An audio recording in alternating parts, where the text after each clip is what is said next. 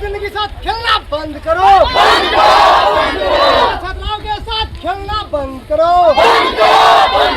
College में मनमानी नहीं चलेगी, कॉलेज में मनमानी नहीं चलेगी, महाविद्यालय में तानाशाही बंद करो, महाविद्यालय में तानाशाही करना बंद करो। 12 बजने वाला है।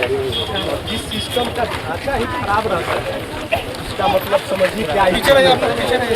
प्रिंसिपल सर आप 12 बजे तक आइएगा तो इसमें दिखाई नहीं देंगे, और 2 बजे के बाद भी आइएगा तो दिखाई नहीं देंगे।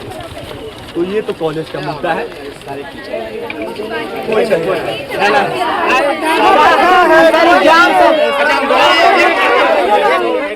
हम बुलाए सबको। दूसरा पॉइंट है,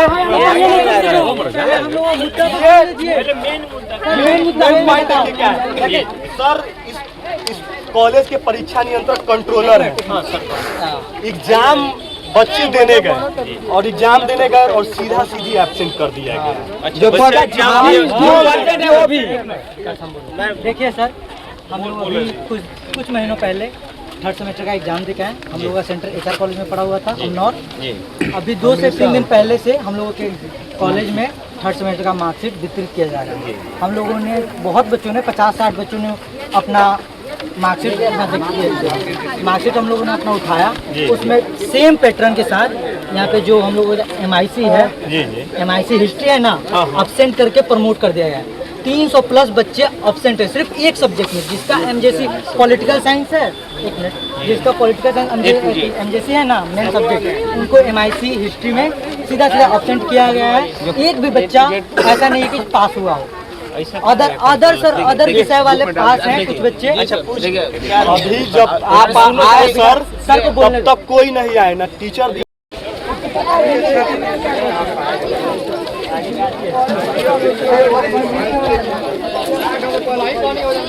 मुँह तो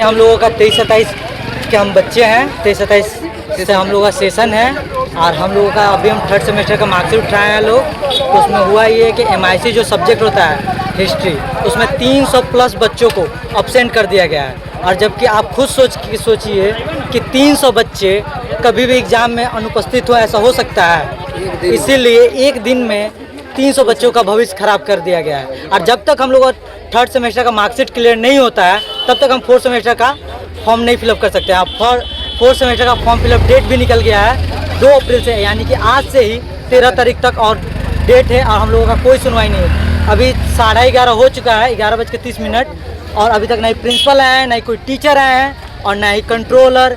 हम लोगों का सिर्फ यही डिमांड है कि कोई भी आए, हमारे सवालों का जवाब दे और हमारे समस्याओं का समाधान करे, बस इतना ही। मेरा नाम पंकज कुमार है और मैं अभी सबसे 23-27 का स्टूडेंट हूँ और ये सब लोग भी हैं।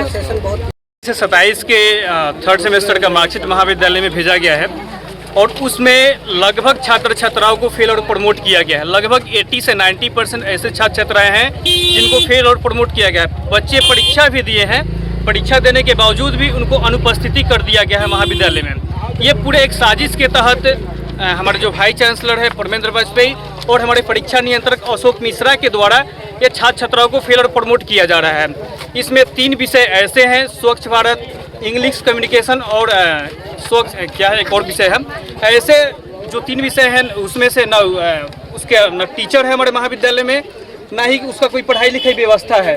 फिर भी उस विषय का परीक्षा लिया जाता है और जब पढ़ाई ही नहीं होती है तो परीक्षा किस आधार पर लिया जा रहा है। और परीक्षा जब लिया गया तो उसके दूसरे विषयों के शिक्षकों द्वारा उस कॉपियों का मूल्यांकन करवाया जा रहा है और उसमें छात्र छात्राओं को फेल और प्रमोट किया जा रहा है।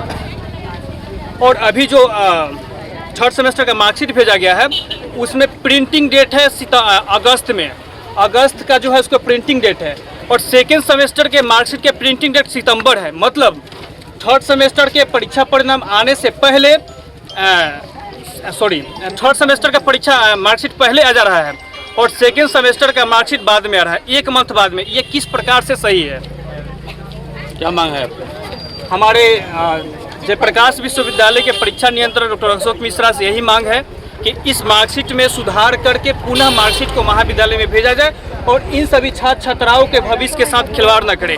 एक सिंपल सी ट्रेन दुर्घटना होती है तो 1 से 2 लोगों की जाने जाती है तो लोग संबंधित मंत्री से इस्तीफा मांगने लगते हैं। हमारे महाविद्यालय में हजारों छात्र छात्राओं को भविष्य बर्बाद कर उसे जान से मार दिए जाने की कोशिश किया जा रहा है। ऐसे में हमारे कुलपति महोदय को इस्तीफा देकर झांसी चले जाना चाहिए। हमारे 23-27 के जितने भी छात्र और छात्राएं हैं उसमें कम से कम 85+ स्टूडेंट्स को एब्सेंट मार्क कर दिया गया है बेवजह। मेमो देने के लिए या फिर मेमो प्राप्त करने के लिए कॉलेज से हम पे दबाव पड़ रहा है कि आप जाइए सेंटर पे जाइए, सेंटर पे आप मेमो की मांग करिए, जब वो आपको मेमो दे देंगे तभी हम मानेंगे कि आपने परीक्षा दिया है।